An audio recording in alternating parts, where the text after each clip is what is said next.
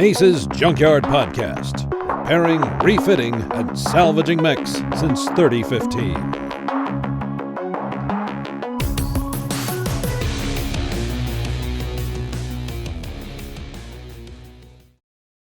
Hello and welcome everybody to the Armored Combat Escalation Service Junkyard Podcast, episode 18. Today is Monday, June the 8th, 2015. I'm your host, Brandon, also known as Cattra, Kell, and with me today, at least so far, more people will probably, or maybe show up, I don't know. We have Tyrkron, Destructive, Hell's Dog, Pooh, and Sanctus. How's it going, guys? Well, I'm happy that we're finally having another podcast. Oh, you. I don't know what you're talking about. I've never missed an episode once, ever. Oh me. I'm not the one that, doesn't let anyone know until the day after the scheduled day for the podcast. Oh yes, guys, we're not having podcast. I have no idea what you're talking about. All bitterness aside, It's not bitter. I can be bitter if you want me to be bitter. No, that's all right. We can do that after the show. I read my Dr. Seuss. I know all about the bitter butter battle.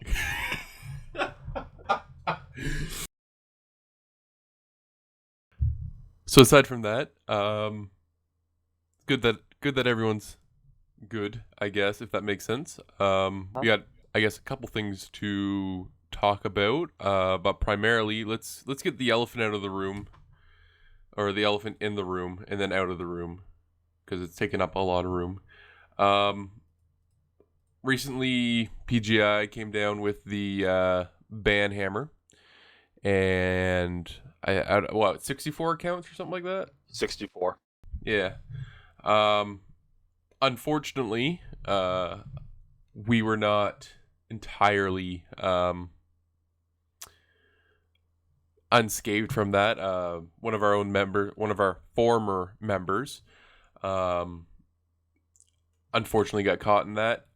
We had no idea, but as such, we enforced our A.C.E.S policy, which is tries to encourage proper play and not using exploits or hacking or anything like that. And as such, that member has been stripped of basically membership and everything associated with that, and is now no longer a part of A.C.E.S. Yeah. And any future members going forward, if any other members are caught doing the same thing will happen. Yeah. I just want to enforce that it won't be tolerated at all. We try to encourage fair play and growing a good community. And to clarify, guys, the official policy is posted up on the website. It is under the unit information tab. We've tried to make it clear in the past, but we'll reiterate it again. If you get one of these bans, if you initiate an appeal, we're still going to put you on suspension while that appeal is going on, just because we don't have a direct line to PGI. We don't know what they have, what they don't have. We want to take you at your word. We want to give you the benefit of the doubt, but we have to do what's best for not only A.C.E.S as a whole, but also the other members of A.C.E.S that want to support you.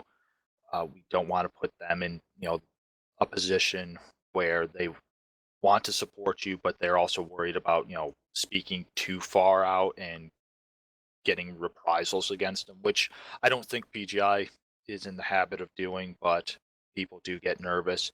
So while you would be up, doing your appeal, we would have a suspension for you.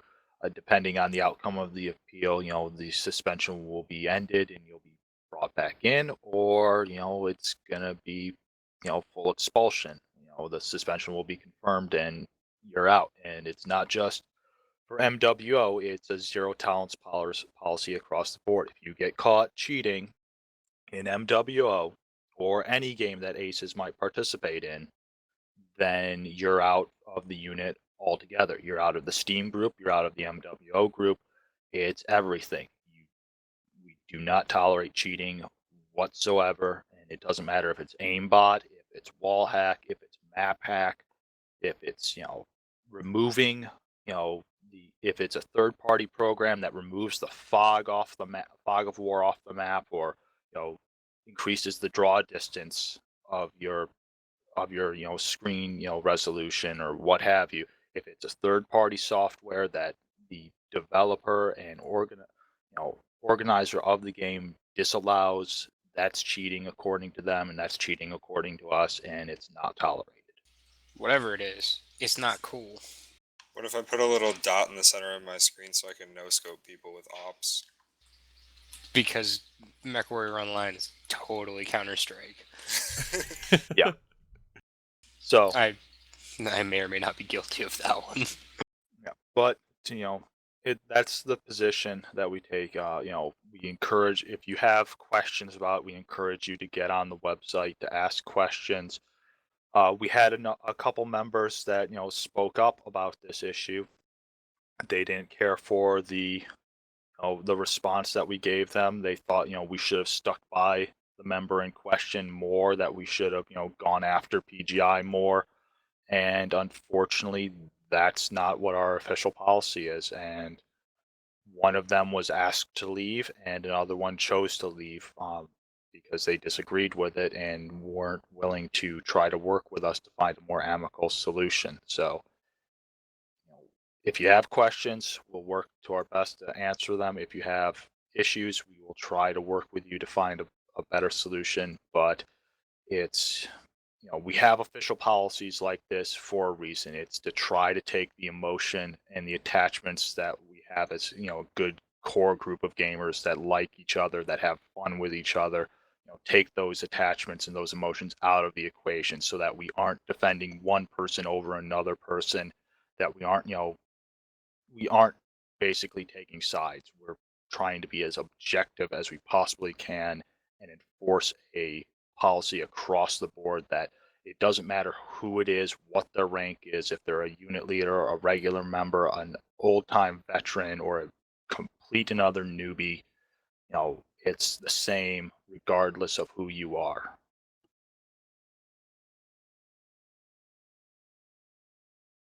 Well, now that we got that out of the room, should we? I think that pretty much sums it up. And I guess if anyone has any other sort of questions with regards to that sort of thing, they can post it on our forums in the member section, and we'll try to be as transparent with that as possible.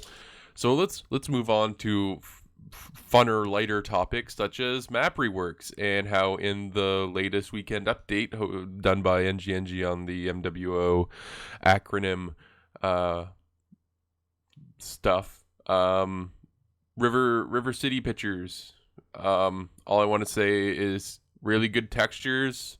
There's actually color on the map, and it looks like a really good quality map. And I hope that all the reworks are like this, because one, it's great seeing like original like forest colony tier colors again, and not just blooms of brown. Oh my God, yes. Closed Get rid beta of the forest haze. colony was freaking beautiful, and now it's not. Yeah, it's seeing those pictures of River City, as you said, the textures are great. It's bright, it's detailed, the foliage, the way trees and bushes and grass are placed. If you've got a system that can run it, that map is going to be absolutely phenomenal to be running around on. I'm hoping that with Emerald Taiga having an example, almost a proof of concept, that foliage, trees and bushes actually count as real concealment. That yeah, you can shoot through them and hurt somebody, but if you've got a mech that fits behind them, it's going to obscure you a bit. And that's kind of what we want. We've been asking for a very long time, because trees and bushes have not done that up until really Emerald Taiga came out for CW. So I'm hoping with these reworks now, with River City being the first to show these in the screenshots, so that's exactly what's going to happen. Because if it does, that's going to be a nice little bit that even when you're out in those areas, that don't seem to have a lot of cover, there is some concealment that you can utilize if you play it right. Absolutely. I mean, I just linked a small album. Let me see if I can give credit where credit is due. Who did that one? Block Pirate of House Steiner on Reddit made an album of the screenshots for quick browsing. But I mean, image number 4 on that screenshots, like even just the detail in the rocks for once actually looks really good. Now I don't know if that's just because it might be the test server and might have higher graphics quality or something like that, but the actual level of detail in some of the like actual ground and stuff like that actually looks good. Now again, I don't know if that's just because the browns aren't running into each other due to like brown and gray bloom effects, or if it's actually color now actually showing the color palette off. But overall, yeah, it looks really good. And again, if this is signs of things to come, then I'm actually super excited for the remake of the maps. Even the buildings themselves look really, toned up. They have, some real definition to them. You can see some architectural design.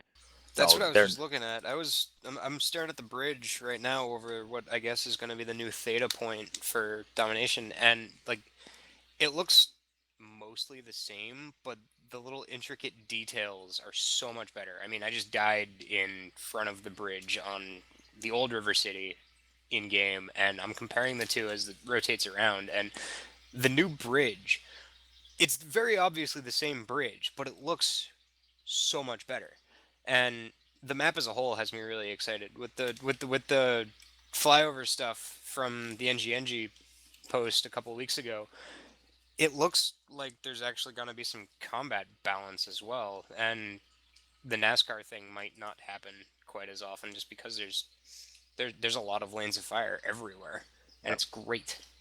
And there's also been some building changes overall, like building placement before you get to the what would have been the dropship platform on the old River City. On the new one, there are the small low-lying buildings just before the tunnel entrance there, the trench run.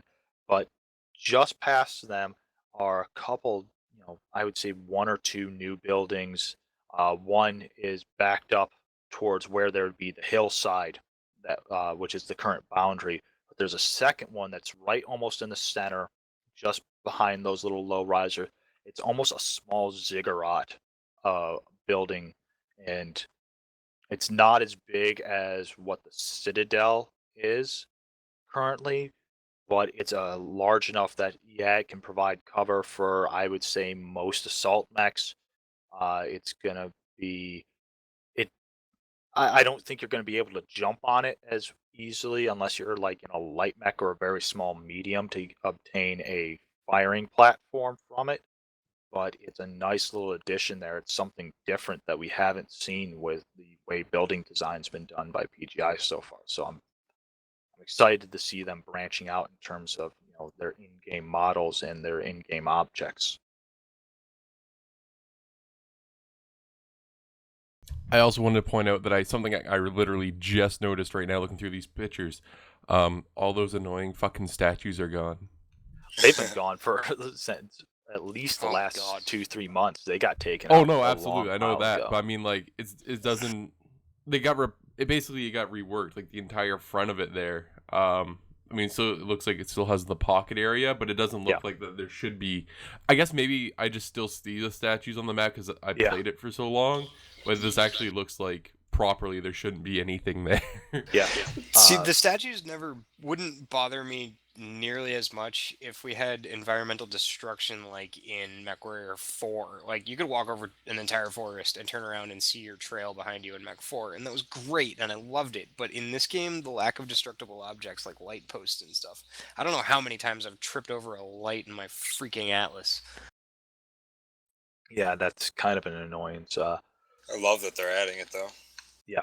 But that first picture, where you mentioned not being able to see the statues, you can see off in the distance to the upper left, that new kind of refinery area that sits in the middle of the water in that what kind of we refer to as the Sandy Delta area of River City, where you get caught out there, you're pretty much dead because there's no cover, there's nowhere for you to go. You're open the entire way as you run from the full refinery side of the over into the lower city, and seeing just those large cranes that operate on like a port system to load and unload ships, uh, kind of make out the fuel tanks there as well.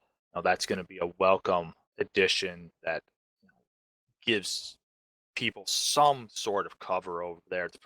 It might not be the best cover, but it's at least something where you're not just sitting there with your ass in the wind the entire time. So I see Well- it more as something to keep people from getting instant like it's something not so much to hide behind, but something to use as cover as you move so that they Yeah. don't know where you are. Because as soon as you cross that river right now, basically you're picked up by anyone that has radar. Because it just automatically is like, oh, there's a target right there. well, I think it's also going to work as static cover. If people try to use the tried and true Citadel fight method, you're going to be able to move up on someone using that new area, and holding the Citadel, fighting from the behind the Citadel is not going to be as easy as it currently is, because you're going to have actual cover. You're not going to be charging up the water side with no hope of it's either go full bore or get picked apart by a heavy firing line, or try to flank around by the bridge, and then either have to swing wide out to get up onto the shore, or go up this small itty bitty narrow draw that basically puts you into single fire, so that it's very easy for a defender to turn and just plaster the first 3 mechs that try to come up it. I got one gripe with the new map.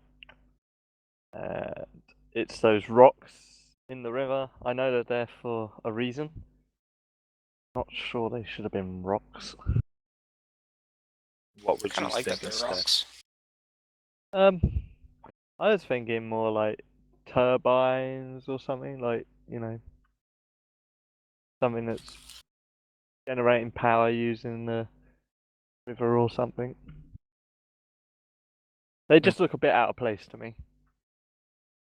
I can agree to that. They do look out of place, but at least they look good, I guess, would be my counter argument. It's not like this just, like, in the original previews, it just looked like it was just shit thrown in a river. And I was like, I don't know about that. Well, it's probably I probably don't care. It's probably not as much of an issue for me, considering I live in the northeast of the United States, and a lot of the large rivers around me, like the Hudson and the Susquehanna, that have large outcroppings of rock like this next to bridges. It's not something that I'm not familiar with. That is, oh my God, why is that rock there? It's kind of familiar to me. So, but for Hells, yeah, you're probably not used to seeing something like that sitting in the middle of a river right next to a bridge. I'm kind of with Turkon on this. I also live in the Northeast, just a little bit north of Boston, and there's a river that about 2 blocks from my apartment that there's a rock next to the bridge that if you wanted to and you were really careful, you could jump from the bridge onto the top of this rock. So like, it doesn't look weird to me.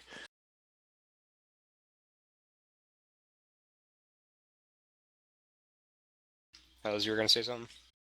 I was just gonna say, it is a gripe I've got, but I'm also willing to let it slide because it isn't. It does look like it's an alien planet with that big planet floating above it.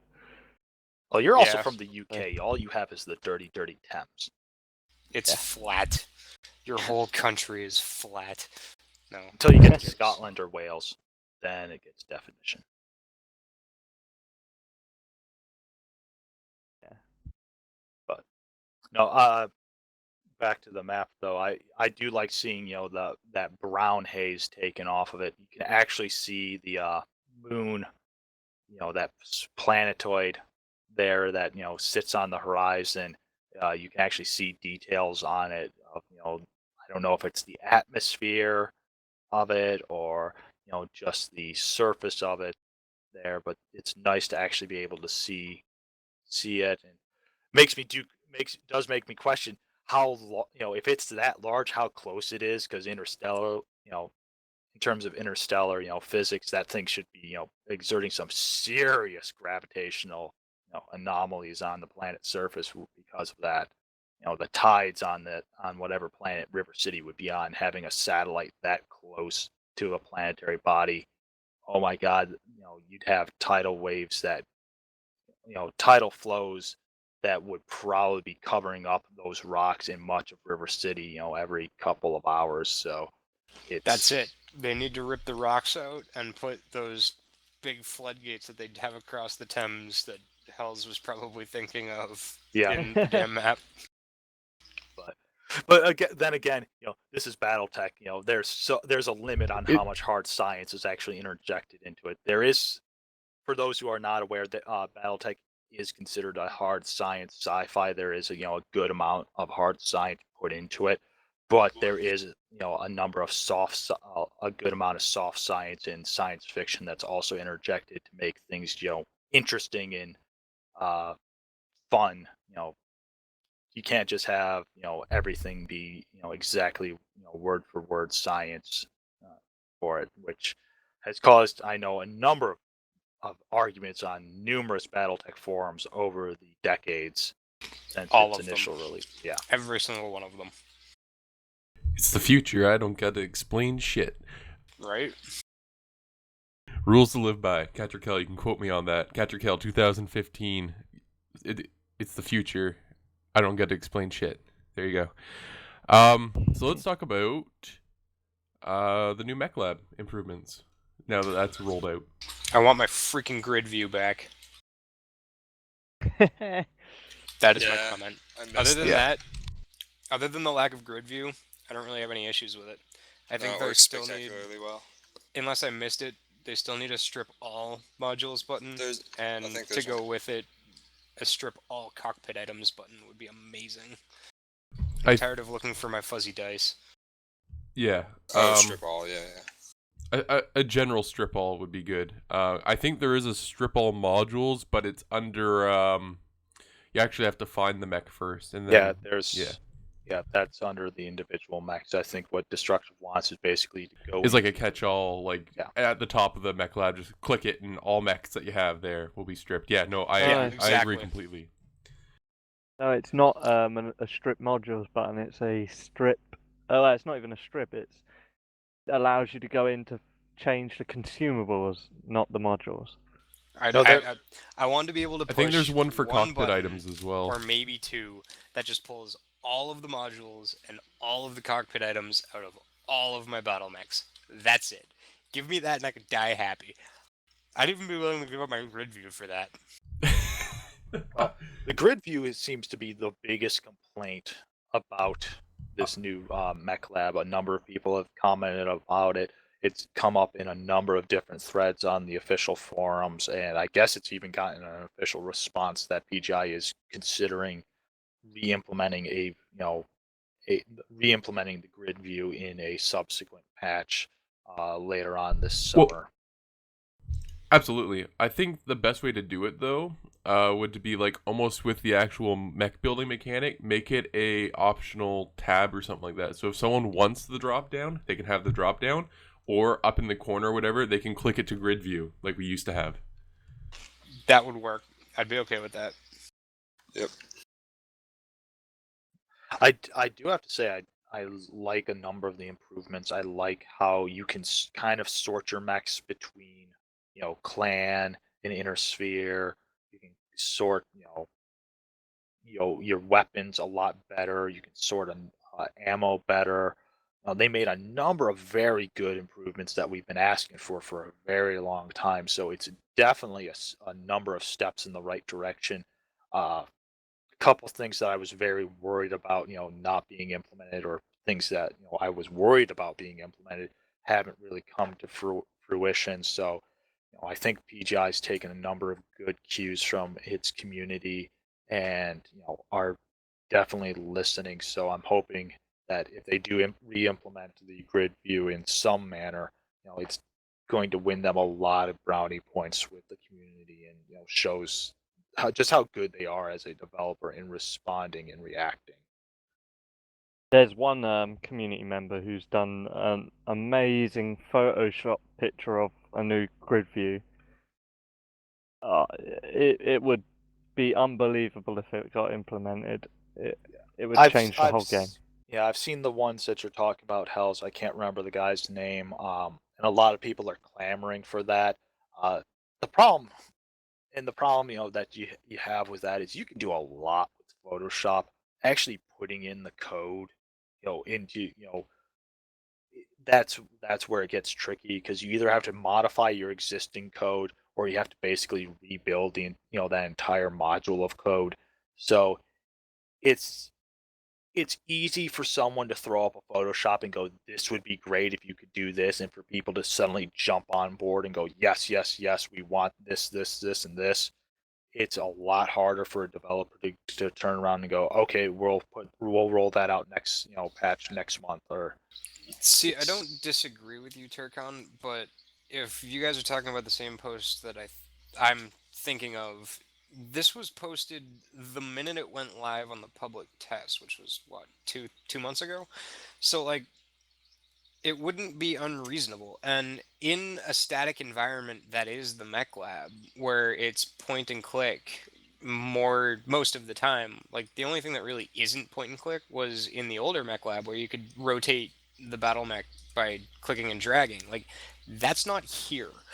So like, I don't see how it would be more than a couple of days of work to get where those edited screenshots are from where we are now. Like, and given that we have two previous instances of Mechlab to work with, it's pretty apparent that they're not opposed to a ground up rebuild. So yeah, I don't know. it all depends, because as I said, it depends on what they're coding. The modules of code look like for the Mechlab. Not having access to them from PGI, it's hard to, it's a lot of hypotheticals. It could be very easy to do. It could be semi, to moderately easy to do. It could be, very difficult and require a rebuild. But it just, it's my commentary on our community, that a lot of people, when they see a good idea, they jump on it and they want to know, why isn't it implemented right now, next week, next patch, and it's not. PGI is still a relatively small developer for, the type of game that they're doing, in comparison to many other large MMOs and MOBAs. They're not really an independent developer, but they aren't really a big, brawling company yet. So it's easy to say, they should have the talent and the knowledge to do so, but you know it's part of, what have they created, what do they have already as priorities, how many people can they devote to it, how many man hours can each of those people devote to it. And there's a lot of different logistical issues there. So when people start clamoring for that, I always want to try to give PGI and any developer in that type of situation, benefit of the doubt, and give them some slack on it, because it's not an easy fix, no matter how much some people might think it is. It's still requires a lot of work. So You're totally right, and I can't argue that. I just think that given the nature of the way PGI has been saying they want the relationship between the player base and the production teams to go since IGP left, it feels almost like a disservice to have such an incredible idea come out of the forums and then just be like, "Oh, that's neat," and keep doing what they're doing. A lot, like, I don't know. It for a production team that is trying to pretend to be all about the community that to which they are serving. They're I guess what I'm trying to say is they need to start practicing what they preach a little bit more than they preach it. Not to say that they aren't doing amazing, because they've done a lot better than most dev teams, but there's a wealth of knowledge and a wealth of experience in the MWO community outside of the dev teams that I feel like is being wasted. Oh, totally.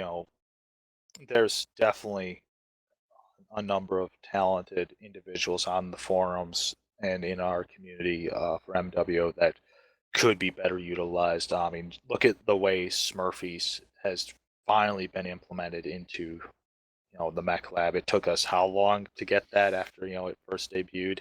Smurfies has been one of my primary resources for mech builds since the beginning. Like, So I very rarely build a mech in game without having put it together first in Smurfies. yeah, and I know there's been a number of people clamoring, that that PGI should open up the code a bit more for community involvement, similar to the way Valve and Steam have, the Steam Workshop for a lot of games.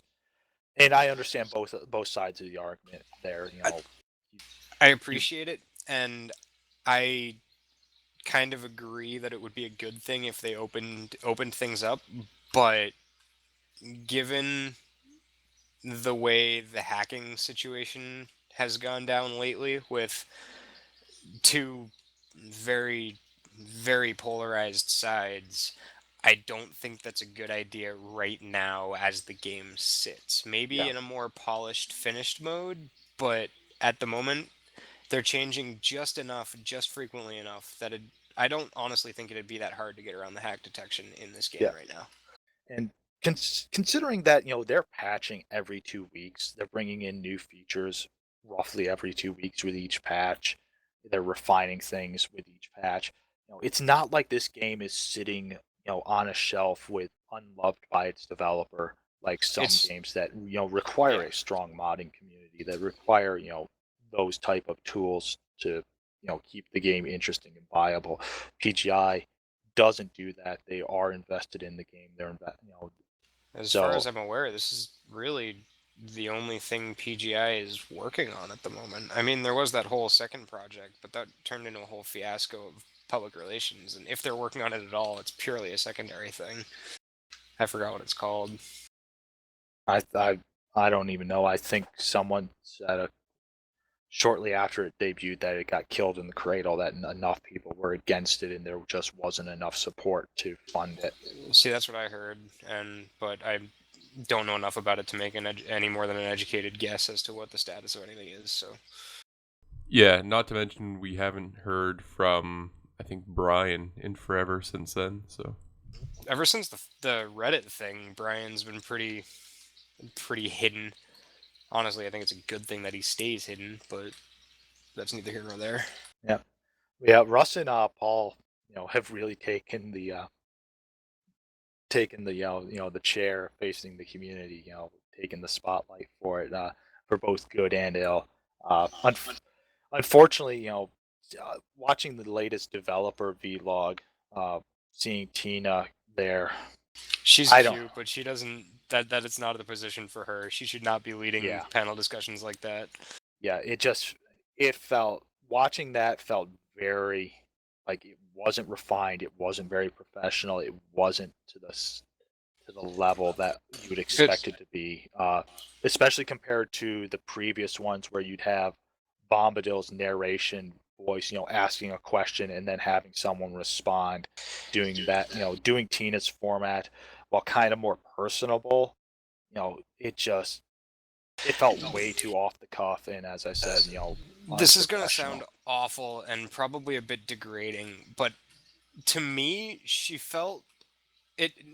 It almost felt like they, being PGI, threw her out there more as a booth babe type deal than an actual moderator for discussion. And it's nothing against her. I think she's amazing and she's done pretty good work from what I understand. But like, it almost like she got thrown. It almost felt like she got thrown to the dogs, and she didn't deserve that. Even if she did like want to do it, Yeah. they could have prepared her better. I feel.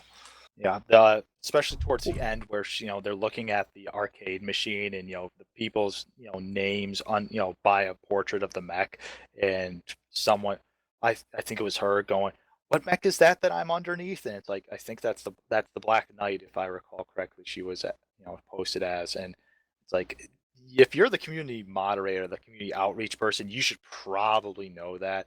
But I don't know, if that's her first vlog, if that's just nerves and her, still feeling out the position. So if this was like her fifth or sixth, then yeah, I would agree with you a bit more. But I'll give her the benefit of the doubt for now. But yeah, she needs to step up her game a little bit more, I think. Again, let me just be clear that I don't think she did a bad job. I just think that she could have been better prepared, which again isn't any fault of her own. It's them experimenting, which is a good thing, but could have been handled a little bit differently. I'm gonna play devil's advocate and say that I actually liked the new format a lot more, a little bit than the older one. Because I mean that is the entire part of that is to get to know the devs a little bit better. I kind of like a little bit more informality of it.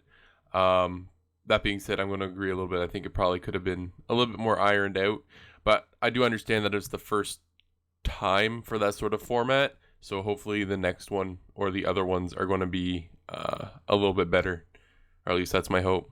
Also, Alex is a QT, and I want him to be my husbando. Lols. Yes, I was going to say the same thing. She is hard. I was talking about FD. Yeah, he's talking about Alex, not Tina. I don't care. I liked it. Thought it was pretty well done. It was entertaining, at least.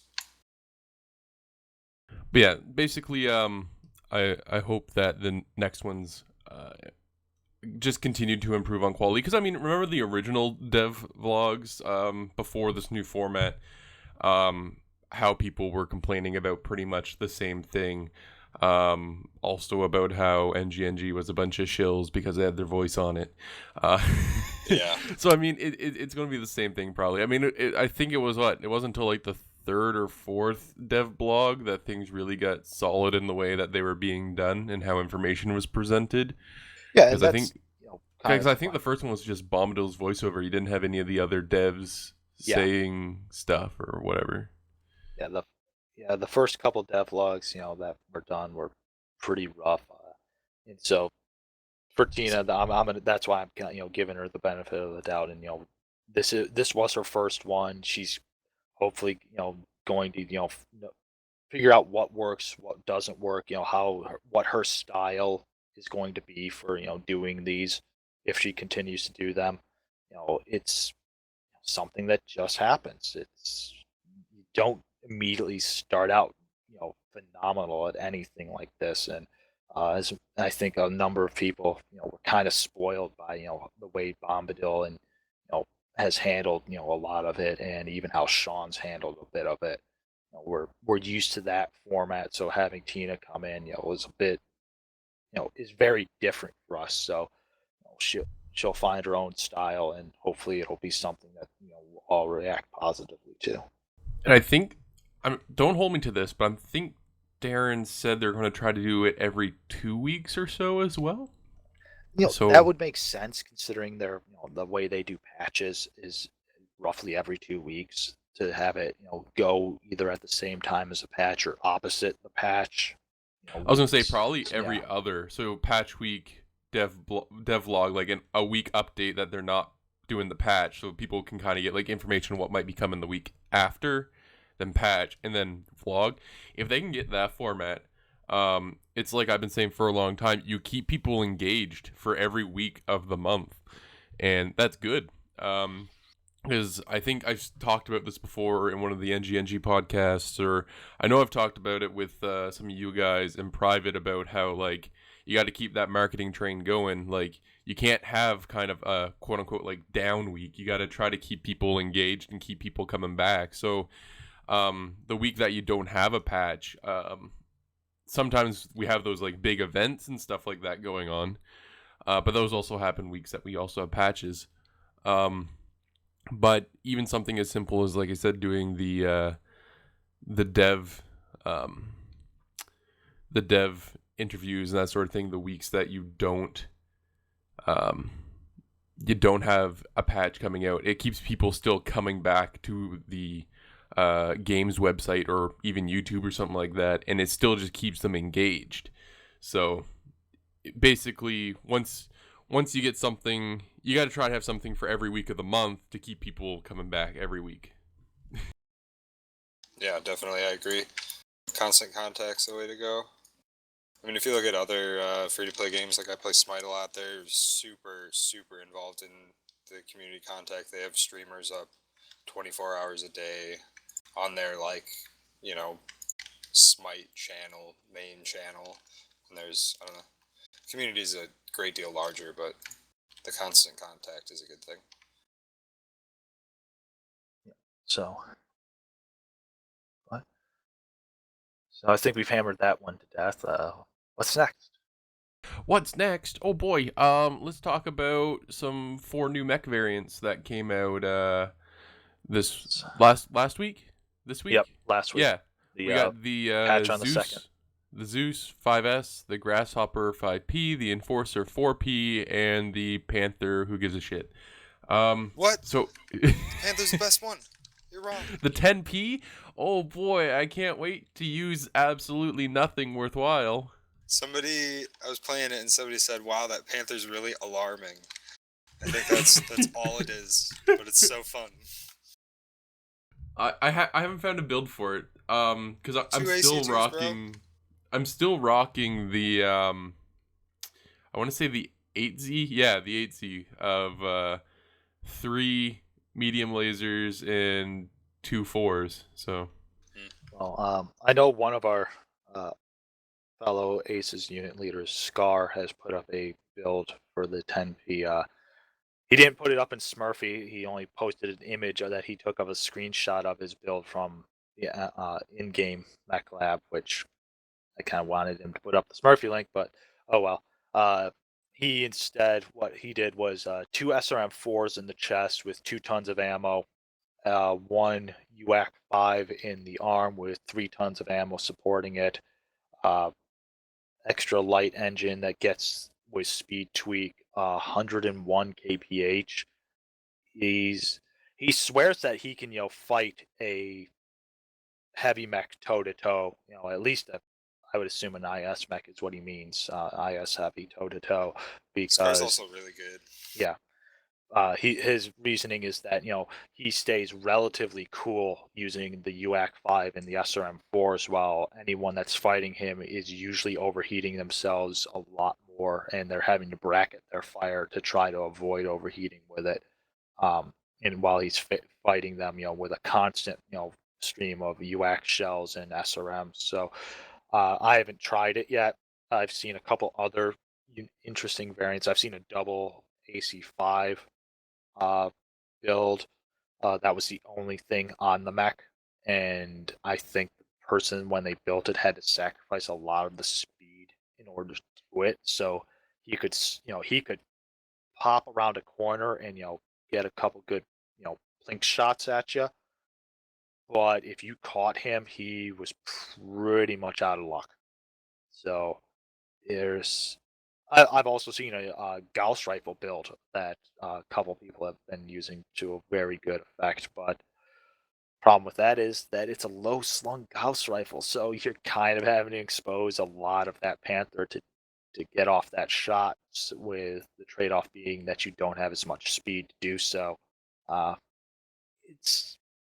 It's not dead on arrival like I feared it was, but it's definitely a mech that you have to invest some time and effort into figuring out what works best on it. I guess it would be a very niche mech for someone. Enforcer is great. Oh my god, Enjoying yes. it. I talked to Juju a lot, and some of the builds he's come up for the Enforcer, the new one, is absolutely hilarious. Yeah, I've just been running a 20 and a couple mediums on it. It's stellar. It's really, really fun. I think the Enforcer is probably one of the best mechs to come out of that package as far as hitboxes, armor, and tanking ability and stuff like that, and the viability to be able to actually run an XL in it and not have to worry. I think it's pretty much like the unsung hero of that entire pack. It's just such a good mech, but it's so underused because people are so, well, Stormcrow. Why would you take Intersphere mech? So my big concern when they announced this particular variant for the Enforcer was, what does this do different that the Yenlo, that the Centurions, don't do, and that the Hunchback doesn't do? I mean, I understand in comparison to the Hunchback, you can run an XL in it without sacrificing the AC-20, which is a nice thing to have, especially on an Inner Sphere mech. But then the question is, well, you can do the same in the Centurion, so why would you take an Enforcer over the Centurion? jump Hitboxes are jets, definitely maybe. no, because this variant of the Enforcer cannot mount jump jets. So Because it looks cooler. it's the trade off there is the hitboxes. The Enforcer, for all of its zombiness that it used to have, it really has lost a lot of that, that those qualities of the zombie. It's bigger than the Enforcer is. Its hitboxes are larger. The Enforcer really has the better overall design, which, in a sense, almost works for it, considering by lore the Enforcer is actually a newer design than the Centurion. So the Enforcer, you would think, would have a somewhat better design, being newer than the Centurion, being newer than the Centurion's older design. But that said, it's one of those things of, are you only going to see Enforcer 4Ps being the AC-20 go-to mech for the mediums now? Are you basically wiped out the reason to bring a Hunchback and to bring a Centurion? So while I like the idea of it, and that it's definitely the unsung hero of this Wave 1 Resistance pack, it's one of those things where I kind of am left scratching my head of, like, how, what is its place really, and how does it affect the place of the other mechs that are of the same weight and can do similar builds? It looks cooler. It looks cooler. Rule of cool. Yeah.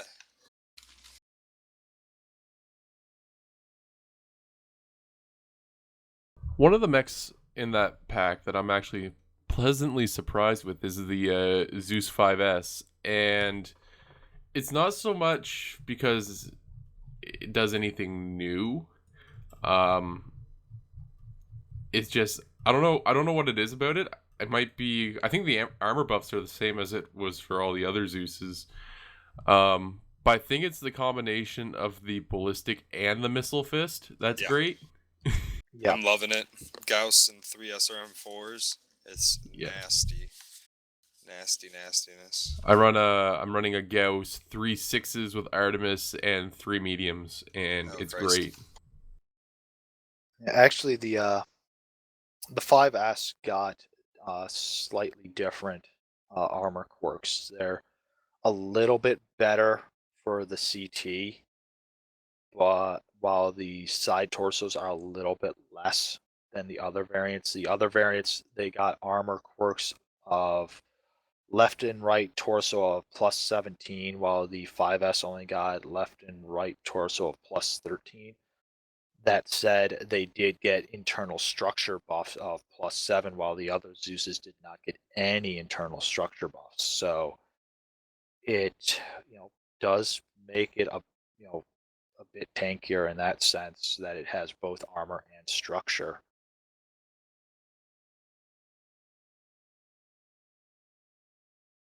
But yeah, it definitely has the best overall ballistic quirks of the Zeus's. It's got a ballistic weapon cooldown, ballistic weapon velocity, UAC 5 jam chance.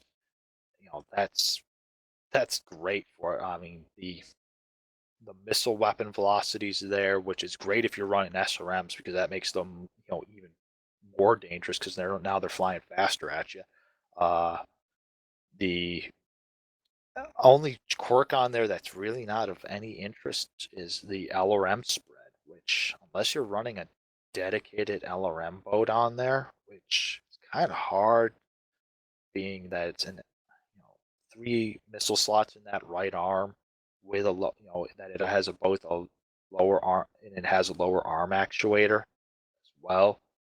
If it didn't have that lower arm actuator, he might be able to get away with a little bit more there, but you're limited I don't know. with The that lower lower arm, arm actuator to only 3 LRM-10s if you want to keep the Artemis there. running around in a pretty baby the last few days, not having lower arm actuators in missile hardpoints on arms is stupid. It is so hard to hit things when you're locked to one axis like that. Yeah, I don't know.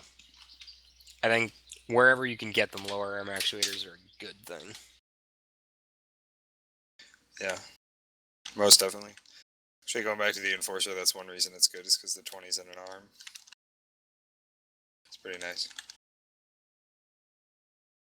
But yeah, Missile Fist for the win. Yep. All day. I feel like Missile Fish should be a name of like a BattleTech band or like a heavy metal band in the BattleTech universe. Missile Fist. We are Missile Fist. Do it like the freaking stereo truck from the new Mad Max movie, only you're riding on the back of an Atlas with... Riding on the back of a cicada. Riding on the back of a Mauler with speakers in the shoulders rather Speakers than missiles. instead of missiles. Oh god. That'd be awesome. That would be kind of fun. Where's Shimmy? That needs to be art now. Yeah. Oh yeah, god. That needs to happen. We're shimmering. Where's Shimmy? We need to get Shimmy on this stat.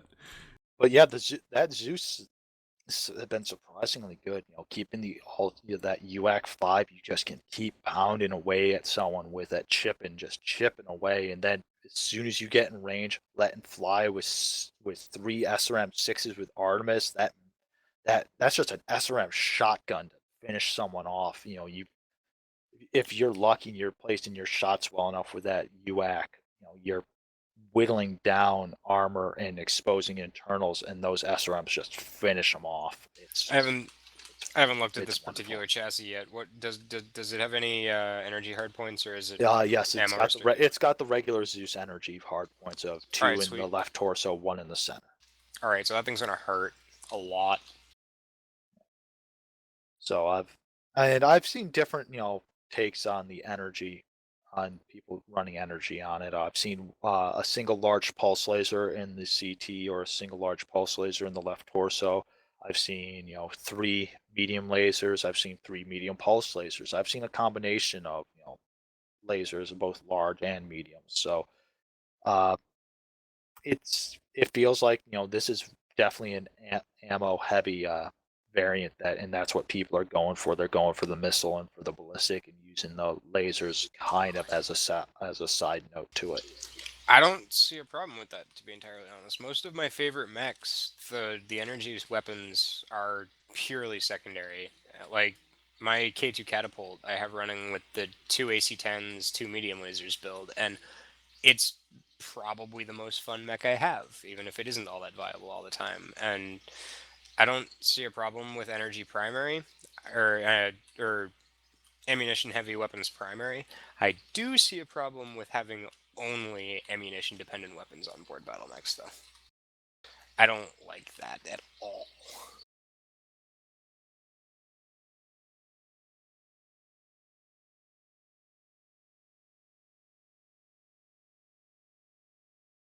No, it's definitely the Zeus has definitely been a very nice interjection into the. You guys talk about the grasshopper? Yeah, that thing's weird. Yeah, that I don't like it.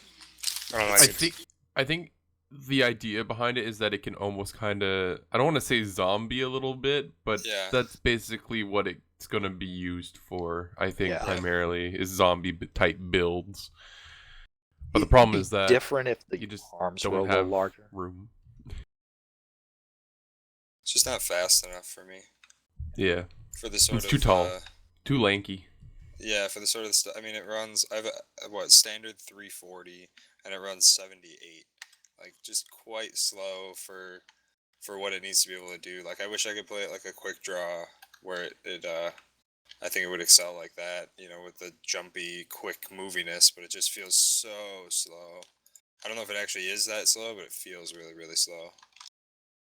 And one of the problems I've been having with the Grasshopper is I can't decide if it's a good mech, it's a viable mech or not to run an XL in. I've seen some people do very well with it as an XL, then I've seen other people do very, very poorly with it having I an think on XL. that chassis more than others, it comes down to your play style. If you're a more aggressive player where you get up in their face, no, not at all. But if you can manage to work second line type positions, it still packs a hell of a punch, and the extra firepower is viable with an XL engine in a more support role.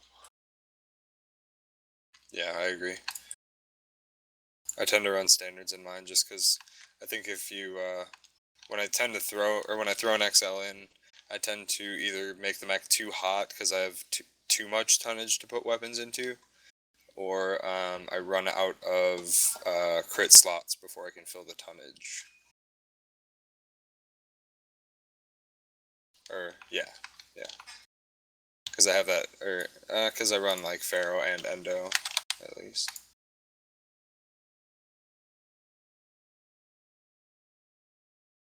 Speaking of new mechs, next week, of course, the June-July roadmap's out. So let's talk about that a little bit. Of course, next week, the 16th, we get the Executioner, Cauldron Born, a couple new interesting things.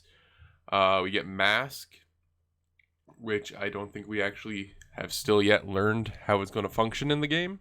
So Whoa. that's maybe somewhat exciting. I feel like Yeah. we should lump that in with the ELO,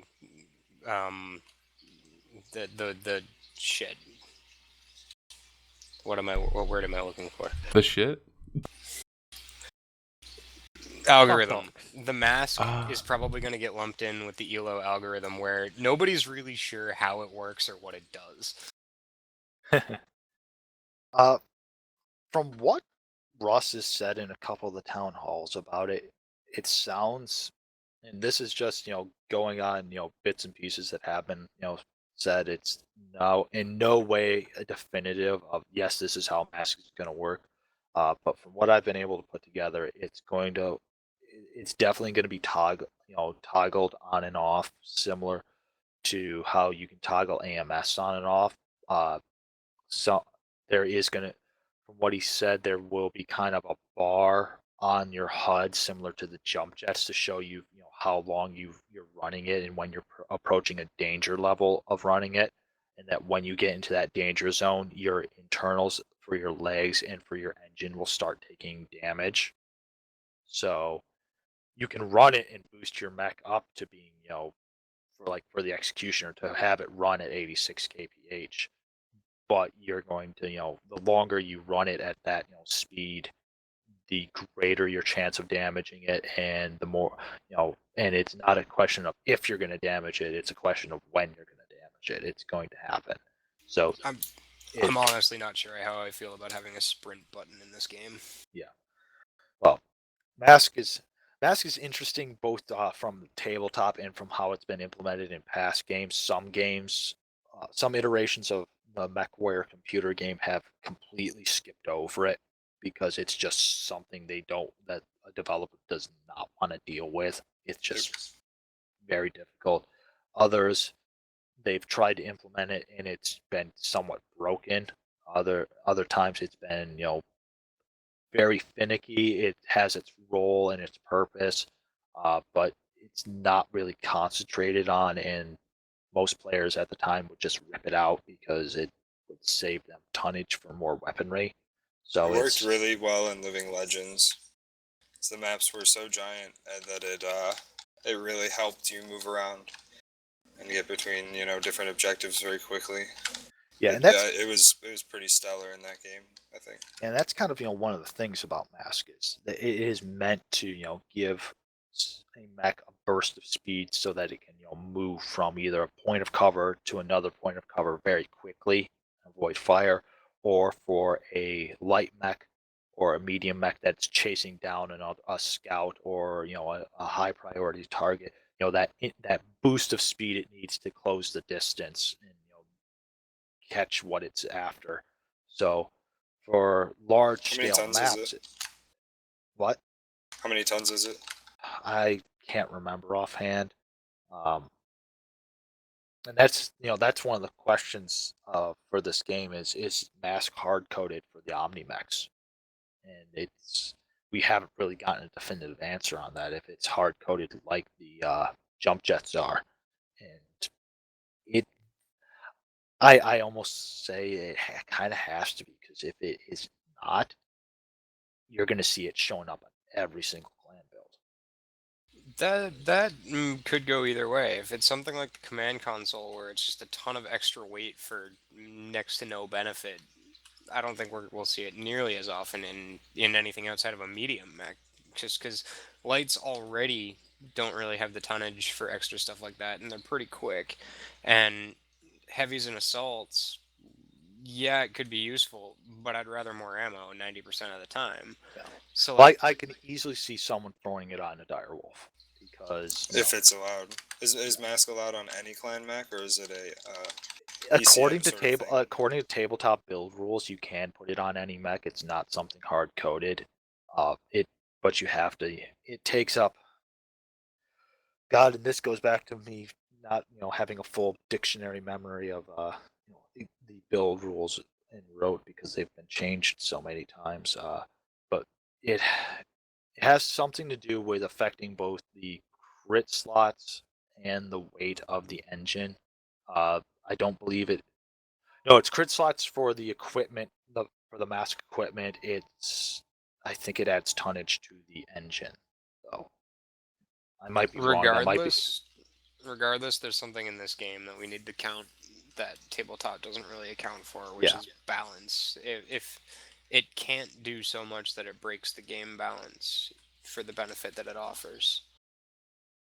See, that's one of those things I just don't remember well enough what the rules are. I'd have to look them up. So, but it's, as I said, it's one of those things where if it's hard coded like the jump jets, then it's probably not going to then it's definitely not going to get abused. If it's not hard wired like the jump jets are, I can see people abusing it. You're suddenly going to have storm crows. Instead of running 106, they're going to be running 136. You're going to have that Arctic cheetah, instead of running 136, running at 156 for a burst. So, Sweet. it's I'm kind of okay with it's that. both good and bad, because when it's good in that it's adding a new dynamic element. It's bad in that it can be abused. So it's definitely going to be one of those questions of what are the tolerances on it? How much can you push it and push your mech using it before you start taking the damage? What if they put in velocity-based collisions? Yeah, if That'd be and, amazing. and that's and your actually one of Arctic the cheetah things and from slam into a tabletop that wall. was a hard counter for Mask, that you'd have to make piloting rolls if you were running full bore with Mask, because it would be very easy for you to trip on something that you would normally just Yeah. crush underfoot, and suddenly you'd go sprawling, and worst case, you just you either killed your pilot in the crash, or you knocked him or her unconscious, or you totaled part of your mech, so you can't even get back up because you broke a leg off or Yeah. something. So it's in a game like this that doesn't have that feature yet.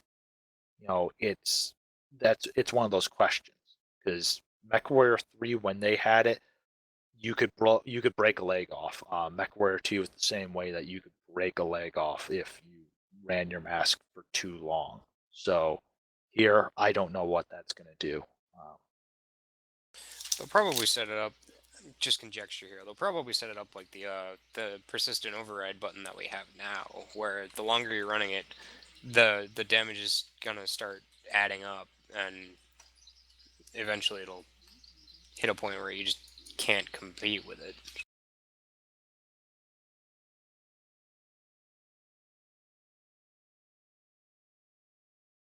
But it's probably a good thing that of the two mechs that are being injected, it's only the executioner that's going to have it. So it's using a big beefy assault mech to play with it at first.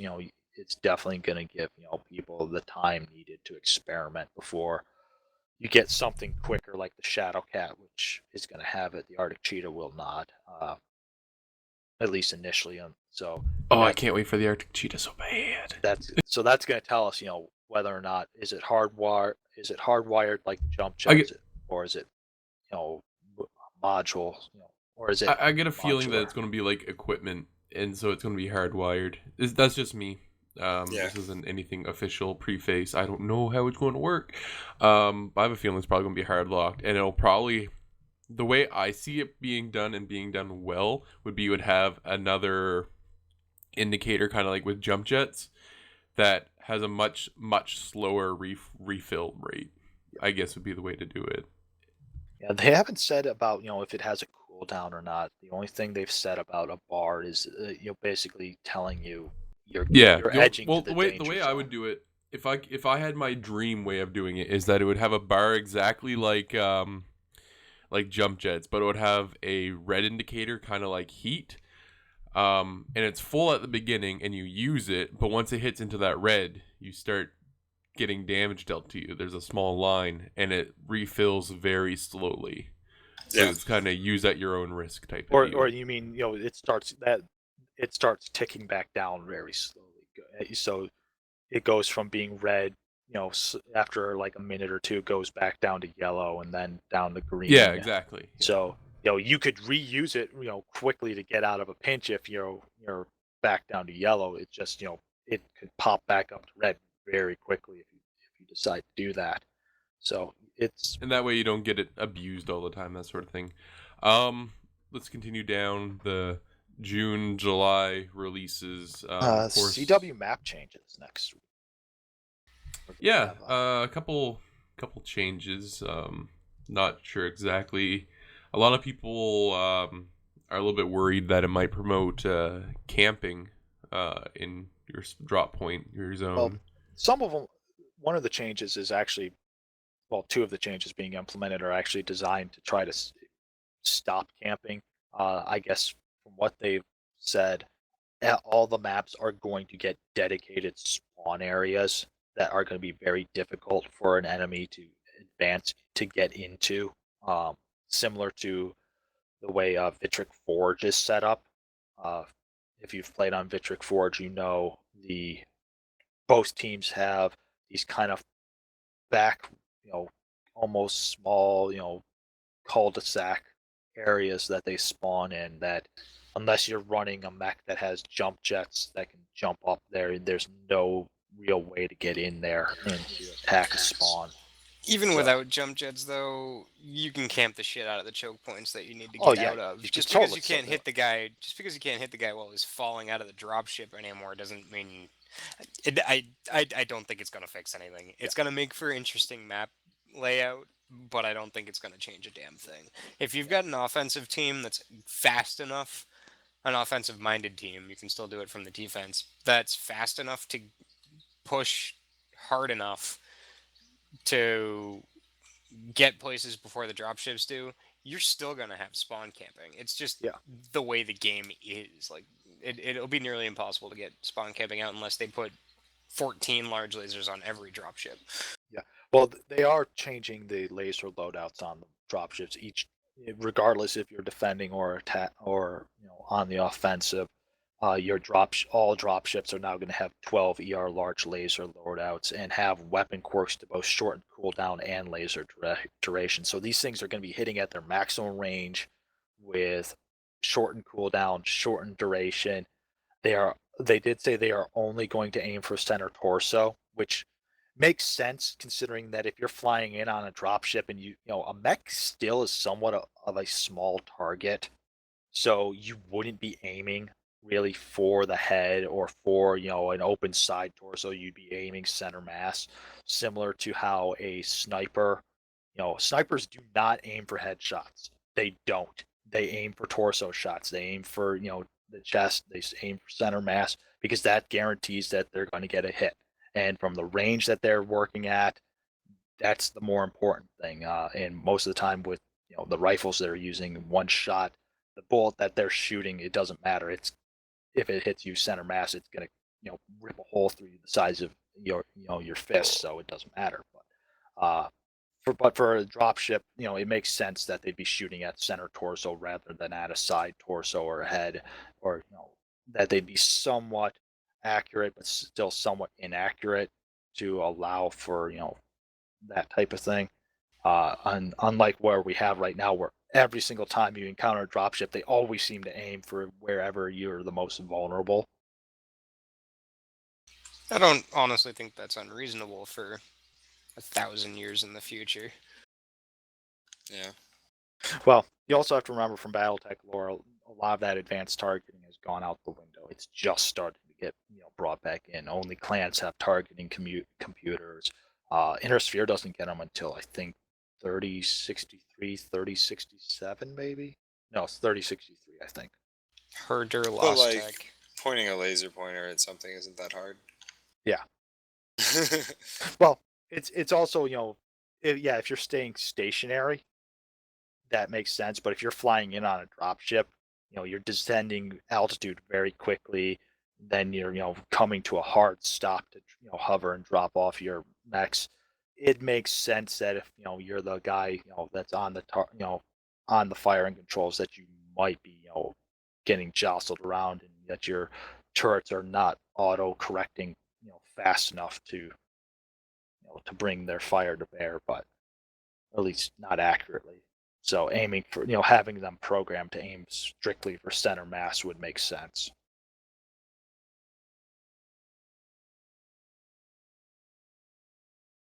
But next, we also have a change coming. The sub generators, the O-gens as they're called, are going to be given protective shells that are going to only have a single exposed opening position that will be pointed towards an open area and towards turrets that will help defenders protect the subgens. The idea being that a hard pressing, heavy assault, group is not going to find anything different, but the light mech rush will have much more difficulty circle strafing and shooting a O-gen from every single angle at high speed while avoiding enemy fire. I'm not sure if I agree with this one, because I rarely see light rushes circle strafe generators. So I usually park myself as far away from the bad guys as I can and just sit there shooting at the damn thing. yeah, or you do a drive by on it. You've got 6, 7 mechs run straight past its side torso twist to fire a full alpha, and then you keep moving.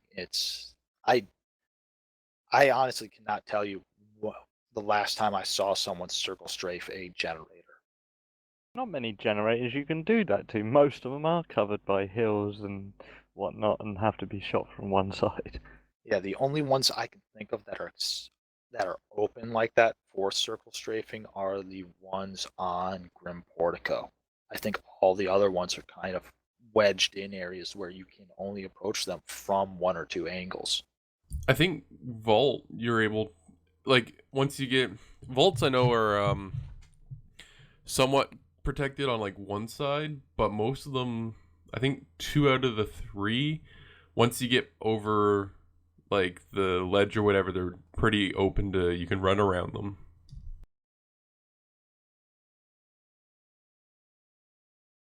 But yeah, I agree. Yeah, so I don't know if this is a change that is going to be well received. At least from the scuttlebutt I've been seeing on Reddit and on the forums, people are kind of scratching their heads at this one. A number of people are already saying that it's a nail in the coffin for CW. That's going to make things way too hard for attackers and way too The easy nail in for the coffin for CW was when they changed the friggin' attack structure to the bullshit it is now, where attack counterattack thing like that. It isn't fun anymore. You can't rush up a planet at all. If there's only 24 people on a planet, you're gonna be going back and forth over the same node all night. It is impossible to take a planet.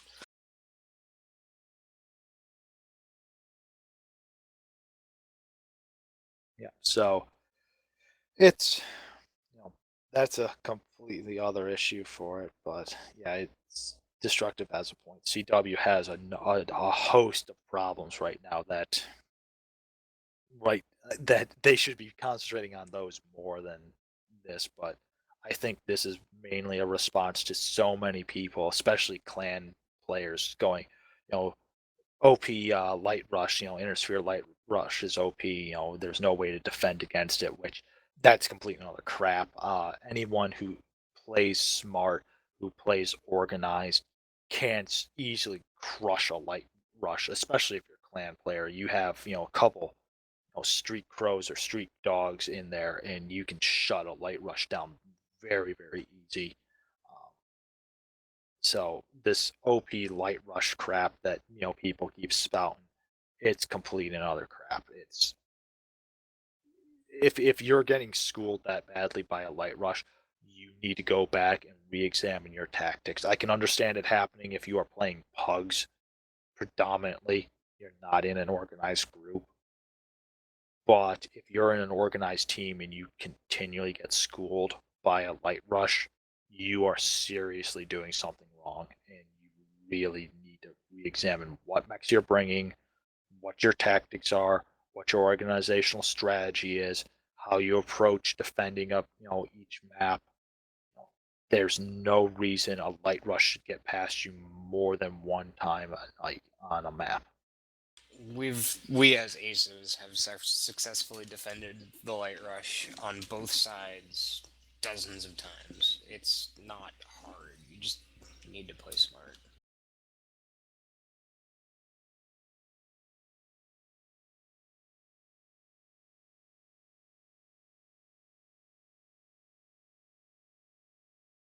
So I think that takes care of all the points for the roadmap for June. For June, July, of course, the 7th of July is when, as we said, our first topic, pretty much River City Overhaul comes out, and we get to get our hands on with that. July 21st is the 21st is the Arc Cheetah and Shadowcat, and here's the big one I wanted to talk about: spectator tools. Yeah, I'm not sure on this one because I don't know if I really understand what they're saying for what they've listed here for spectator tool. It sounds like there's going to be, for when you do a private match, 2 extra slots open that are on neither team. That are on neither team.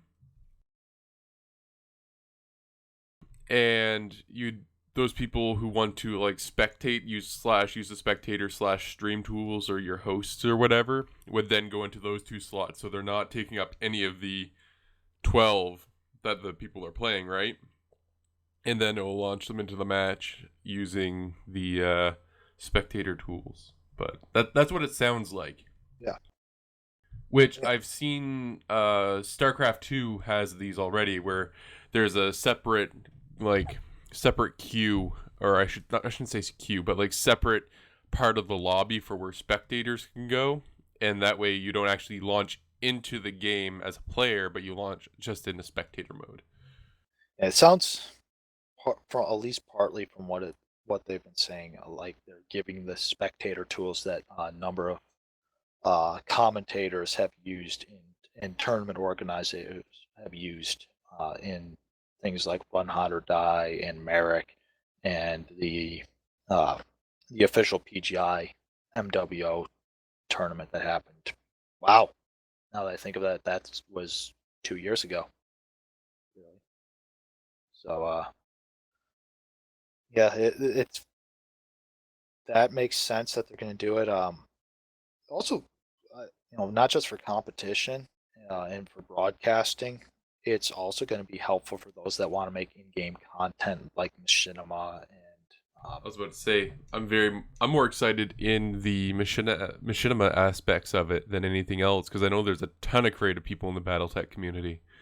So it'd be very exciting to see what they can even do with these tools once they're given them. Yeah, I know there's been attempts by a number of different groups to try to make mini, machinima web series using MWO, but a lot of them peter out after 1 or 2 episodes, or they don't even get to 1 or 2 episodes because they just find it way too difficult trying to record everything and to set things up. So hopefully this will help. I think one of the biggest ones was Davian Blues that NGNG helped try to promote, and it just fell apart. It seemed it looked like a promising start, and just I don't know what happened fully, but if they were having problems with this, with setting up shots, with getting things to look right for film, for camera angles and for filming, this might be what they need to get back on track.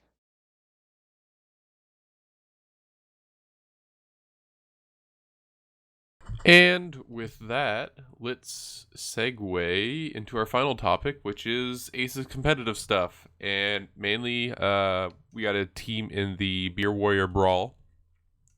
So I'm excited to see how everyone does in that. I'm really kind of looking forward to it. Hopefully we do well. I wish all people who are playing in it the best of luck. Yeah. Do we have an actual date yet for our first match? Yes. Rico actually got back to us with that. Where is it?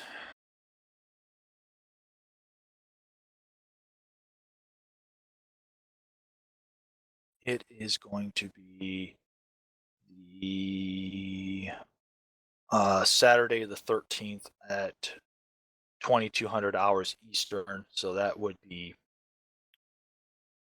10 o'clock. Yeah, 10 o'clock Eastern on Saturday the 13th. So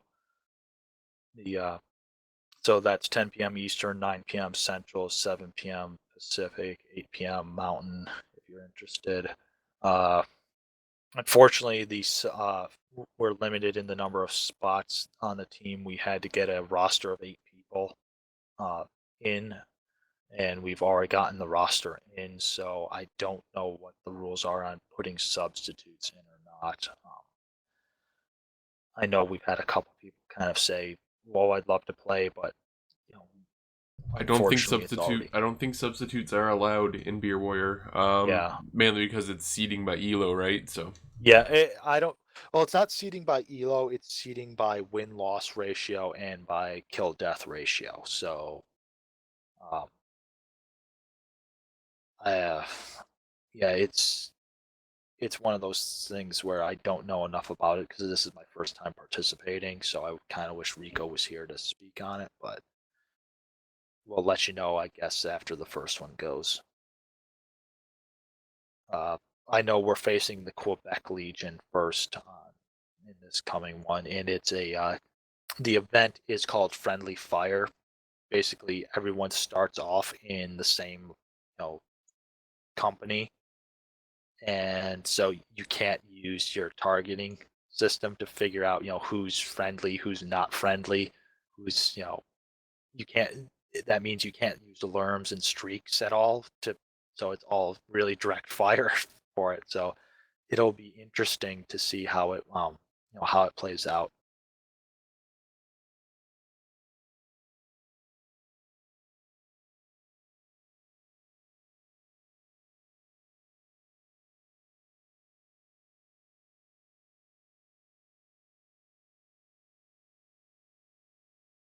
And then there's also, or I brought up the subject as far as the comp stuff goes, as the season 2 of the A.C.E.S tournament. Woo!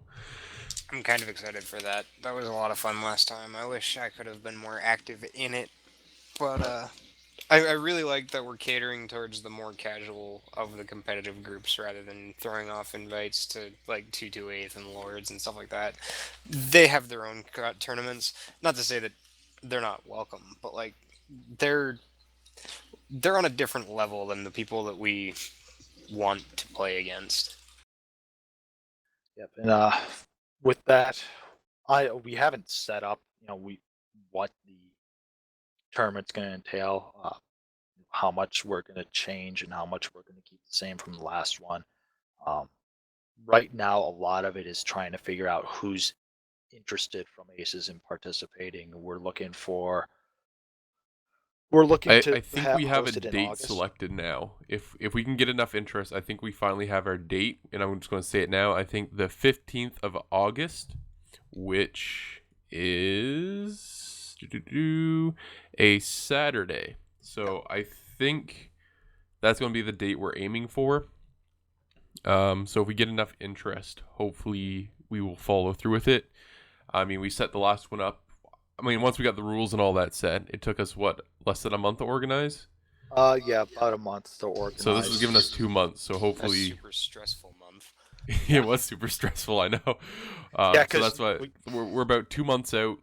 So hopefully, might go a little bit easier for everyone. I know one of the questions that has been raised though is of enlarging the tournament, of having more teams to participate, and actually having an open sign up as well. I'm hesitant about the open sign up because I know in my heart of hearts that as soon as we announce an open sign up, we're going to have 228 and Lords and EMP and SJR knocking on the door. They're going to want in, and I personally, it might be a bit antisocial or whatever, but I personally like the idea of keeping it an Aces Invitational because there are a lot of up and coming groups that aren't on that level yet that deserve their moment in the spotlight, that are just going to get crushed by EMP, Lords, 228. Like, yeah. it, if nothing else, it's a confidence booster for those sorts of smaller groups. And that's kind of what some of the feedback we got from the participants. A lot of them liked the fact that they were playing in a tournament where they actually had a viable shot of each round of winning and losing. It wasn't a, oh God, we're matched up against EMP. Oh God, we're matched up against SGR. Well, that's it. We're done. We're not going to win this round. It's just not going to happen. It's not in the cards. And that's great and all, but from an organizational standpoint, if we're going to enlarge the tournament, it's a lot more difficult getting in contact with teams, and inviting them, than it is just to say, okay, this is what we're doing. It's open for teams to participate, get in contact with us. It's far easier to do that than it is to go to each team individually and say, we'd like to invite you, and this is what we're doing, and we need your response. We did that last time, and that got very hectic. We had we had 2 teams pull out at the last second and left us scrambling. What if we opened it up to the teams that were already here, send out blanket invites to everybody that participated last time, and then add an annotation box or something for suggested teams that they think deserve to be in the Aces Invitational as well, and then we can reach out to them that way. Then we can use the organization we already did last time and expand it to come to groups that the people that were in last time want to play against. Yeah. Well, that's definitely an interesting suggestion. I've received another of putting a announcement on the MWO forums in the community area, in the community event area, and basically saying, we're going to compile a list of people that that are organized and that want to have a team in. This is what our cap is for the number of teams we're going to have. If we exceed that cap, it'll go by a lottery system of who. It's not going to be a first come first serve. It'll be whoever gets a lucky number draw or something. Which that's an idea. I don't know if I like it fully, but it's been suggested. So there's once the biggest hurdle right now is making sure we have an Aces team. And that was something that made my job very, very stressful in the last tournament because I was organizing everything else for the tournament except for the Aces team. And I was constantly looking over my shoulder on the forums like, okay, where's the Aces team? Okay, where's the Aces team? Are you guys going to practice? Are you organized? What's going on? I'm getting, all these other teams ready and getting them here, and they're expecting this to be kicked off. And if we don't have a team, we really don't have an Aces Invitational because it's not us. So that's one of the big caveats for this one is, if we're going to do this, we need to have the Aces team up and ready well before the week of the tournament.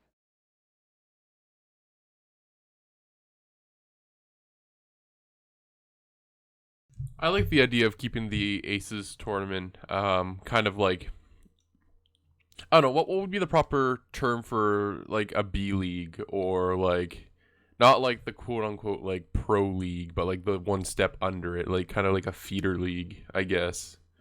What what would we Minor call that? leagues. Pardon? There's minor leagues. There's amateur leagues. There's what's the name for sports in college? Oh, I'm trying to remember that. It's not actually. I guess I like the idea of a minor league.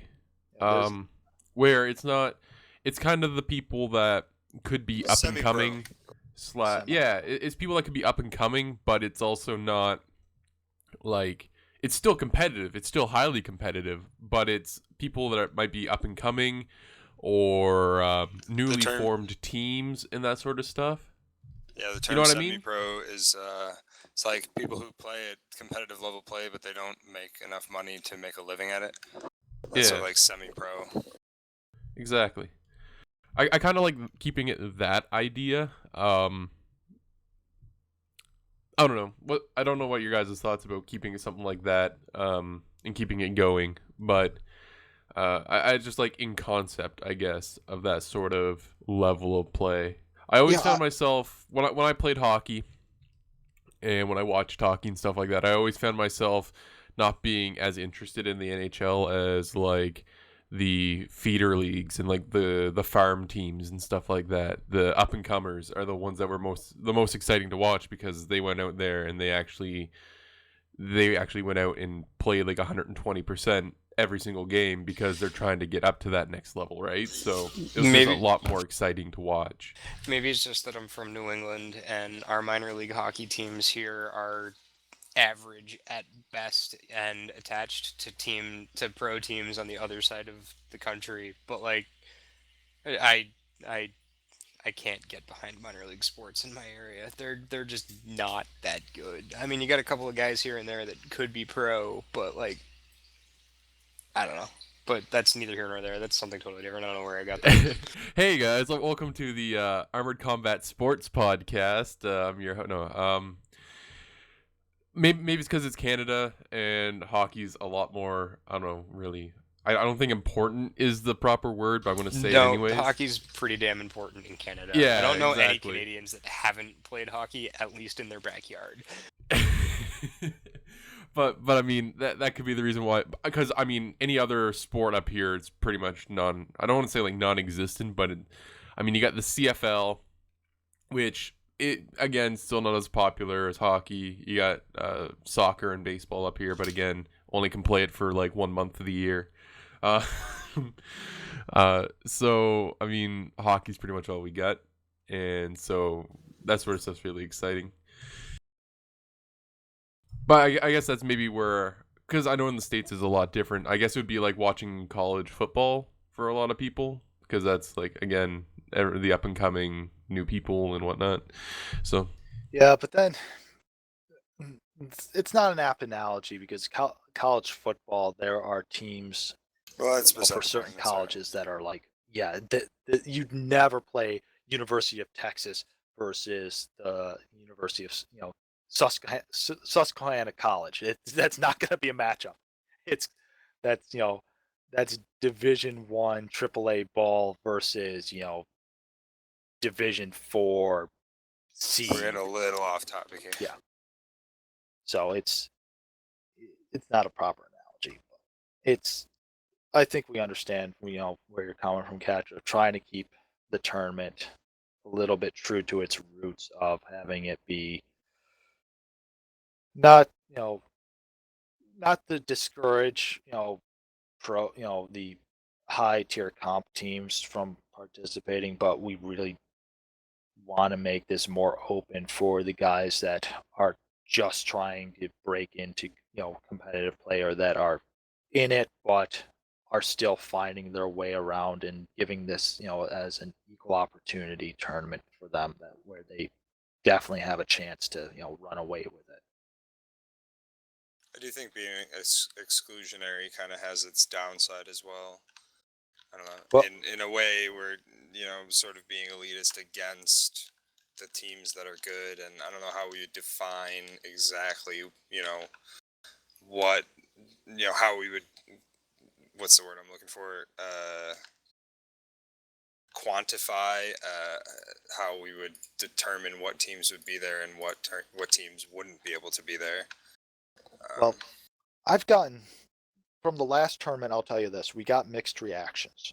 Some people really liked the idea of of the invitational. They liked that they weren't going to face, SJR. They weren't going to face Lords. Other groups from the MWO community felt were in the complete opposite idea. They didn't like that we excluded certain groups and that we didn't open it up to other people that weren't necessarily in those groups. That part of that was we were this was our first time doing it. We were just it was just me organizing it. It was a difficult thing just with 8 teams. Trying to expand it out to 16 for a start would have been a complete another nightmare. I probably would have gone insane and torpedoed the entire idea after that first month. But we did get a number of comments from some of the members of SJR and Lords though that were not very helpful. I'm not going to name names, but you can probably guess who they are, and they are their usual douchebag selves. That they felt being excluded was a slap in their face, which I hate to say, kind of was to them. But they kind of bring it on themselves when they approach us, and immediately say, "Oh, you didn't invite us to your loser tournament because you guys are a bunch of a lot of derogatory terms were put up there, and I'm surprised some of those people did not get stricken from the forums for that. I probably could have reported them, in some of the PMs that I received for it, but I just let it brush off because I didn't want to get dragged into a shouting argument with them. But I can understand, it kind of reinforced why we didn't, invite them to my mind because they are not gracious winners and they're not gracious losers. They are the comp teams that, to their mind, they go by the old philosophy. What do wolves concern themselves with the opinions of sheep? If you're not a top tier player, they don't care who you are. They don't care what your opinion is. They don't care what you do. They're gonna, be as mean and nasty and as whatever they want to be towards you. And that's why I don't care about inviting them. Yeah, and so it's one of those things, where we're not going to please everybody with how we structure it. We can invite more people and we can make it a bit more open in who we do and who we invite and who we let in. But at the same time, we don't want to have, the bad mentality that some of the comp teams do bring with them, that baggage. And it's a trade-off. As I said, we're not going to please everyone, and if we try to please everyone, we're just going to be depressed about what we end up coming up with.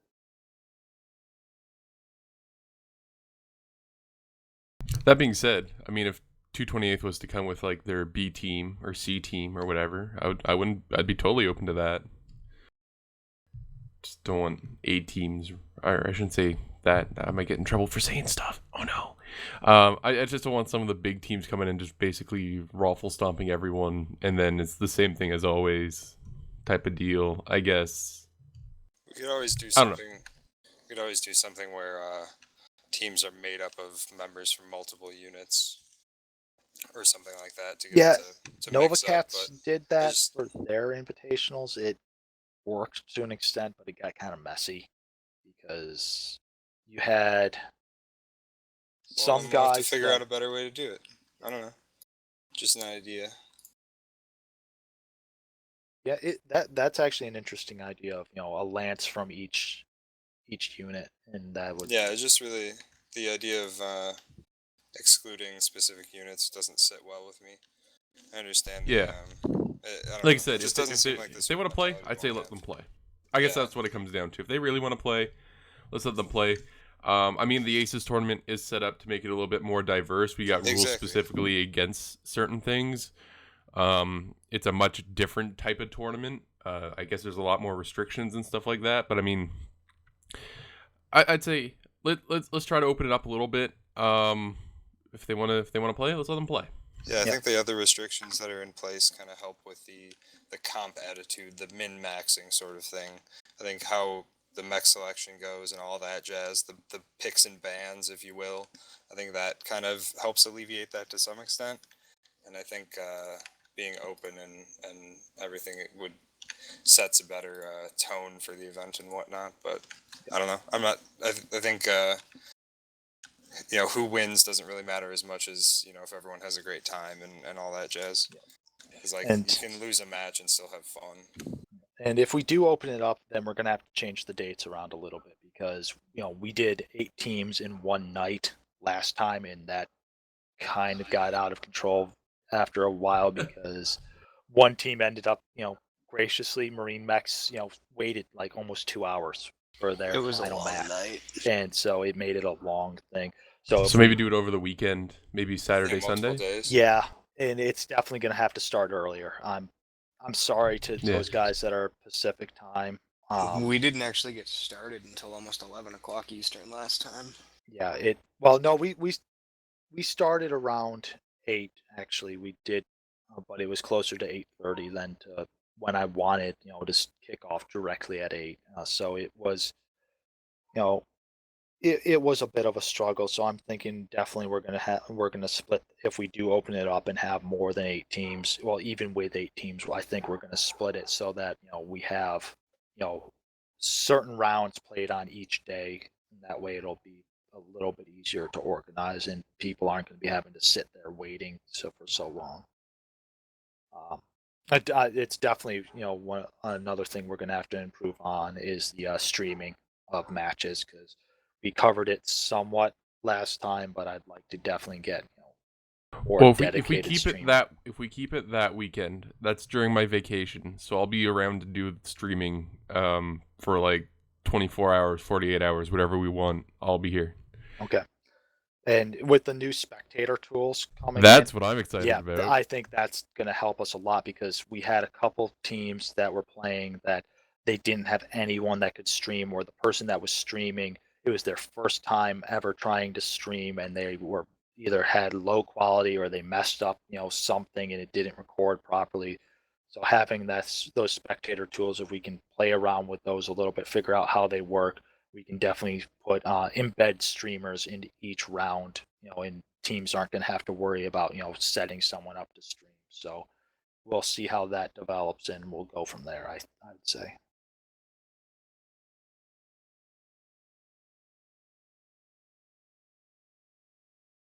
So we're closing in on the hour 45-minute mark. Maybe we should actually start cutting this a little short now. All right, yeah, I think that's all my talking points to begin with as well. I do want to make my own personal little last-minute shout-out to something that is going on. The RJC 24-hour charity live stream event that's hosted by Impaler and Drummer Girl. That is happening, I believe, on July 2nd. Last year, NGNG raised, I think, I shouldn't say NGNG in total, but like the community, they stream on NGNG TV quite a bit. I think it was a little bit over 20,000, something like that. It was enough to get both Impaler and Bombadil to shave their beards. So yeah, it involved Darren shaving his beard. What I can say though is that it's always a really good fun time. I think trying to remember here. I think Wiseman's coming back again this year to hang out. I think Stackpole's going to be hanging out as well.